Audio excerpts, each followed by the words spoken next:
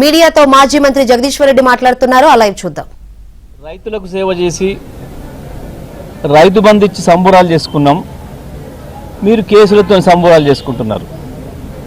కాంగ్రెస్ పార్టీకి బీఆర్ఎస్ పార్టీకి ఉన్న తేడా ఏంటంటే మేము 24 గంటల కరెంట్ ఇచ్చి సంబరాలు చేసుకున్నాం, ప్రజలతో కలిసి ఇంటింటికి మంచినీళ్ళు ఇచ్చి సంబరాలు జరుపుకున్నాం, ప్రజలతో సంబరాలు చేపించినాం. 1.5 ఎకరాలకు నీళ్ళు ఇచ్చి 3.5 కోట్ల టన్నుల పంట పండించి రైతులతో సంబరాలు చేసుకునే వాతావరణం తీసుకొచ్చినాం. భారతదేశంలో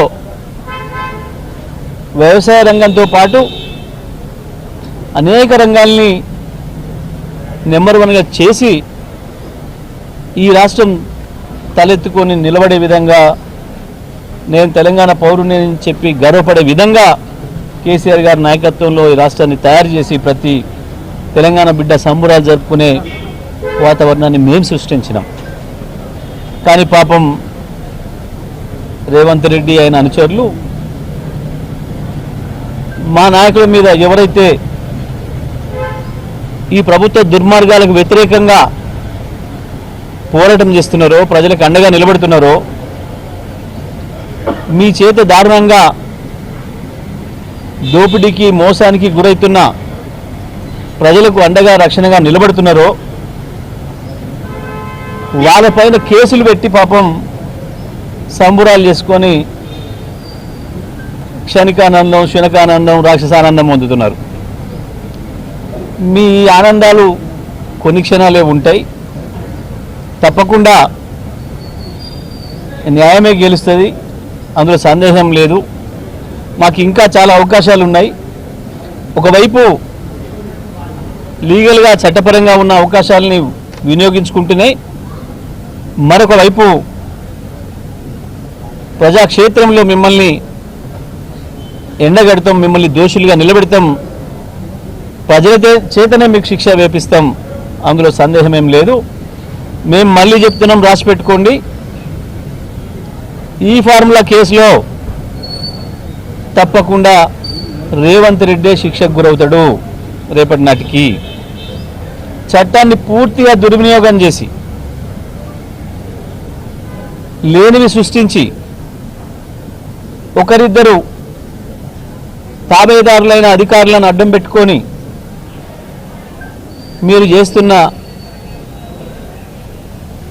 కుట్రలు, కుయుక్తులు, మీ పన్నాగాలు ఎంతకాలం సాగవు. చట్టం చాలా పెద్దది, చాలా గొప్పది.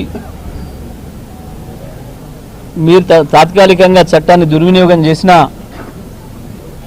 అంతిమంగా న్యాయమే గెలిస్తే అందులో సందేహం లేదు. ఇవాళ ఈ కేసుకు సంబంధించి కేటీఆర్ గారు నిర్దోషిగా ఒక మల్లె పువ్వులాగా, కడిగిన ముత్యంలాగా చట్టపరంగానే తేలి వస్తాడు. ఇవాళ నువ్వు ఎన్ని చేసినా కొంతమంది మీడియాలో ఉన్న మిత్రుల్ని రకరకాల పద్ధతుల్లో ఇన్ఫ్లుయెన్స్ చేసి బతలాడో బామాలో నువ్వు తాత్కాలికంగా ఇంతింత పెద్దగా వేసుకున్నా అవేం నిలబడేవి కావు. ఎందుకంటే అబద్ధం నిజం బయటకు వచ్చేటప్పటికీ అబద్ధం ఊరంతా తిరిగి వస్తుందని చెప్పి నువ్వు చేసే అబద్ధాలు, నీ అబద్ధ ప్రచారాలు నిలబడవు, తేలిపోతాయి. అంతిమంగా మా నాయకుడు కేటీఆర్ గారు ఆయన చేసిన ప్రయత్నం, ఆయన తాపత్రయం ఈ రాష్ట్రం కోసమే అని, ప్రత్యేకించి హైదరాబాద్ నగరాన్ని ప్రపంచ స్థాయి నగరాల్లో నిలబెట్టడానికి, హైదరాబాద్ బ్రాండ్ ఇమేజ్ని పెంచడానికి, ప్రపంచంలోనే అత్యంత నివాసయోగ్యమైన పట్టణాల్లో మొదటి వరుసలో హైదరాబాదును నిలబెట్టడానికి ఆయన పడ్డ తాపత్రయం, ఆయన చేసిన కృషి ఇప్పటికీ హైదరాబాద్ ప్రజల్లో ఉంది, వాళ్ళ హృదయాల్లో ఉంది.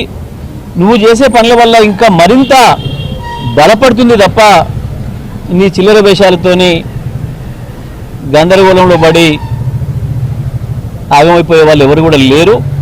హైదరాబాద్ ఇప్పటికే ఒకసారి చెప్పింది, మళ్ళీ మళ్ళీ చెప్తుంది, ఇంకా బలంగా కూడా చెప్తుంది, మేము కేటీఆర్ వైపే ఉన్నాం అనే విషయం, కేటీఆర్ మా కొరకే చేసిండు అనే విషయం, ఆయనకు కేసీఆర్ ఇచ్చిన అవకాశాన్ని ప్రతి క్షణం ఈ హైదరాబాద్ అభివృద్ధికి, దీని బ్రాండ్ ఇమేజ్కి వినియోగించిండు అనే విషయం స్పష్టంగా హైదరాబాద్ ప్రజల గుండెల్లో ఉన్నది, ఉంటుంది. మీ చిల్లర ప్రయత్నాలు ఏవి కూడా కొసెల్లవు. తప్పకుండా మీరు బొక్కబోర్ల పడుడు ఖాయం, మీ మూతి వాయటం ఖాయం. ఇది గుర్తుపెట్టుకోవాలని చెప్పి నేను రేవంత్ ప్రభుత్వాన్ని హెచ్చరిస్తా ఉన్నాను.